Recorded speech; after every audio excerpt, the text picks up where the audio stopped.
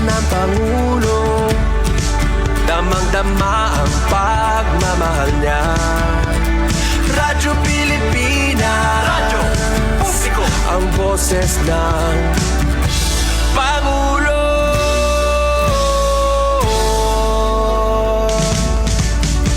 Karamay nyo kami, kahit malayo man kami nakakarating. OFW magsasaka, buhay ay iba't iba, san mang lugar ng bansa natin. Tulay ng mga hinaing, ang problema ng bayan ating lulutasin. Tulay sa himpapawid, tulay ng pagbabago. Radyo Pilipinas, radyo publiko ng bagong Pilipinas. Radyo publiko, Radyo Pilipinas, radyo publiko ng bagong Pilipino. Mga proyekto ng Pangulo, damang-dama ang pagmamahal niya. Radyo Pilipinas, radyo publiko, ang boses ng Pangulo. Radyo publiko, Radyo Pilipinas, radyo publiko, Radyo Pilipinas. Good morning, Eastern Visaya. Maupay nga aga. Good morning. Mayong buntag. Maupay nga aga. Good morning, Eastern Visaya. Good morning, Eastern Visaya. Yes, good morning, Eastern Visayas. Madyo buntag, mga suking tigpaminaw din sa atong Sibianan sa 104.7 FM o yun naman sa atong Facebook page live. Adlaw karon nga Lunes, mga higalapit siya 24 ning buwan sa Agosto tuig 2026. Kini mo higalag-alagad sa kahanginan Gemma Destriza makiguban diha ninyo uban sa atong partner across the board, ang atong tech on board Noel Palogod o gingon man sa atong mga OJT gikan sa Southern Leyte State University. Atong makauban karong buntag mga higala sila si Mirasol Torion, Genesel Diket, J.Ann Canyon, si Reza May Mayola o si Mark Kenneth Segovia. Good morning, Roel Bugnos Jr. Atong numero 1 magsisibya sa Radyo Pilipinas Sogod. O gingon man sa atong support sa atong admin staff, sila si Miss Rose Marie Micate, John Amora, and of course, ang atong early bird pinagi sa pagpanguna sa atong station manager Dudens Alaras.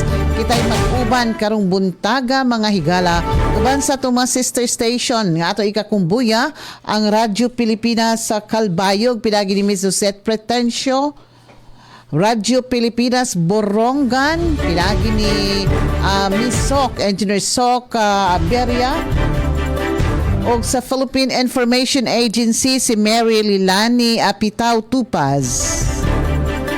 O sa DYDC FM sa BSU Baybay City ang atong kanunay kauban si Glody Kayonda.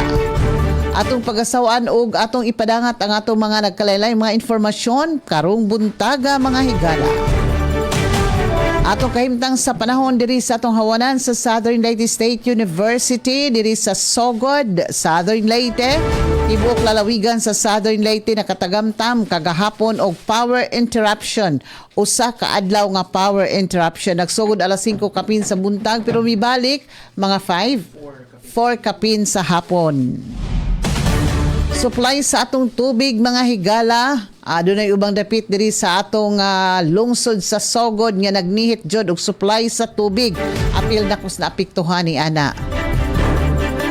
Og sa atong peace and order situation sa tibuok lalawigan sa Southern Leyte nagpabiling hapsay og linaw og manageable sumala pa sa PNP. Kagahapon og karon mipakita na ang bidlisyo sa adlaw og makatagamtam na sabta karon og init nga panahon. So, kita malimot sa pagdaog sa atong palangga sa init og uwan mga higala ang patyo. Kung kita nagmainiton, no? Init ta diri sa atong lalawigan sa Southern Leyte, diri sa Eastern Visayas, pero dito in town sa Luzon, nagbaha-baha jud in town dito.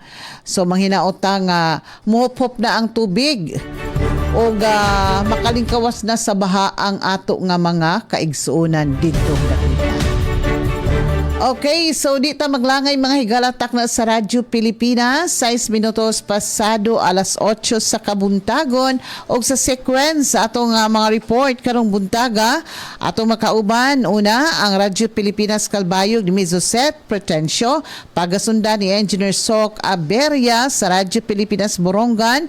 Ang report sa Philippine Information Agency, pinagi ni sa Mary Lilani Pitao Tupaz o sa Riway DCFM si Glody Kayonda.